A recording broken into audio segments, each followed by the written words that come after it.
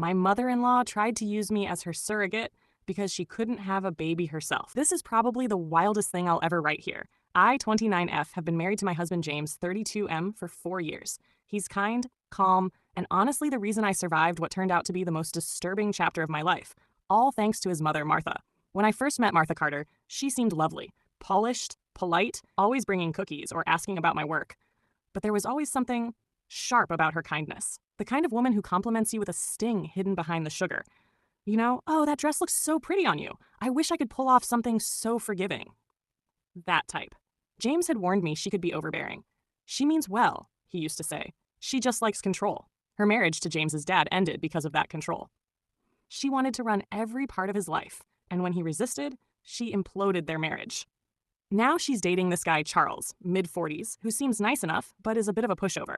Everything was fine until one evening last year when Martha invited us over for dinner. She said she had something important to discuss. I thought it might be about her relationship or some health issue. I wish it had been either.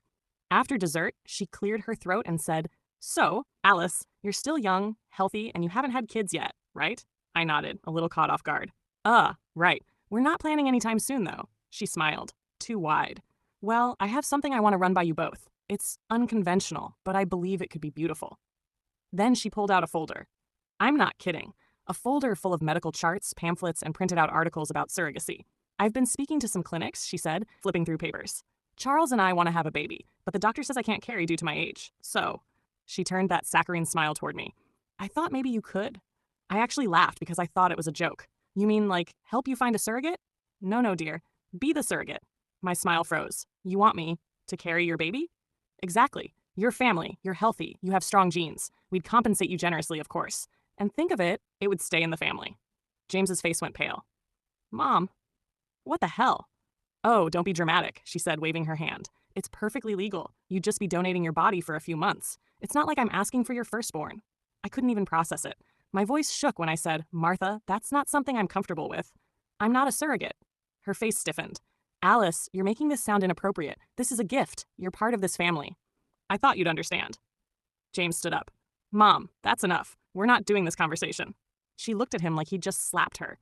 "You deny your own mother a chance at happiness?" That was the first crack in the sweet facade.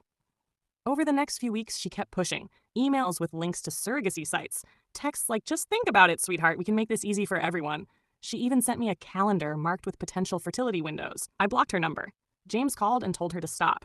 She cried, accused me of turning him against her, and said I was selfish for not sharing the gift of motherhood. Then things got creepy. One morning, I walked out to find her sitting in her car outside our house. When I asked what she was doing, she smiled and said, "Just wanted to talk. You didn't respond to my message." I said, "Because I blocked you, Martha. Please leave." She didn't. She stayed there for 2 hours. When James came home and saw her, he was livid. He told her she was crossing a line, but she only screamed, "You're letting her destroy our family." That was the day we decided to cut contact. No calls, no visits, no texts. But Martha didn't take no as an answer. 2 weeks later, she showed up at my workplace. I work at a small marketing firm, so everyone saw her when she stormed in carrying a folder. My boss called me to the lobby, confused. Martha was there, waving her papers. "Alice, you're making a terrible mistake. I've already spoken to a clinic that can start the process." I cut her off. "Martha, you need to leave before I call the police." She went quiet for a second, then started sobbing loudly. Like movie scene dramatic. "I just want to be a mother again. Why are you being so cruel?" Security had to escort her out. I cried in the bathroom afterward. My boss gave me a week off. That night, James filed a police report for harassment. Things escalated fast. Martha began sending letters to our house. Dozens of them. Some begging, some threatening, some weirdly delusional. One said, open quote, "You owe me this. Without me, James wouldn't exist. It's only fair you give something back." Close quote. Another had a printed baby photo attached with "Our future" written under it. The police warned her once. She stopped for a bit, but then she showed up again, this time at James's workplace, yelling that I had stolen her right to motherhood. That's when we filed for a restraining order. It took weeks of statements, documentation, and legal meetings. The police even assigned a case officer. During one hearing, Martha tried to interrupt the judge, saying, "I'm not dangerous. I just want my family to cooperate." The judge looked at her like she'd grown 3 heads. James's hands shook when he testified. "She's my mother," he said, "but she's become obsessed. I can't risk my wife's safety."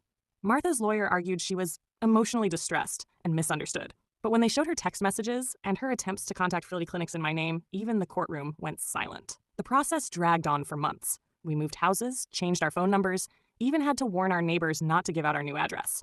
Martha's boyfriend Charles tried to apologize once, saying she was just struggling with aging, and he was struggling with aging.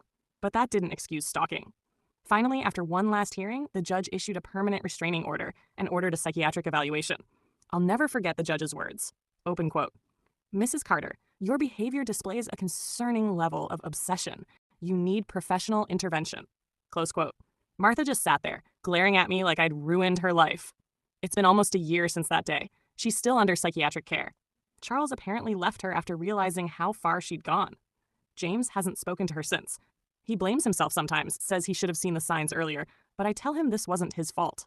Sometimes, I still get nervous when I see a car parked too long near our street. Trauma doesn't vanish just because a judge says you're safe. But we're healing. Slowly. We started therapy. We planted new flowers in our garden this spring. Tulips, because I wanted something that reminds me growth can come after chaos. I still don't fully understand what made Martha believe I owed her my body. Maybe she couldn't stand losing control over her life, or maybe she saw me as an extension of her will. But I do know this: boundaries are not cruelty. They're survival.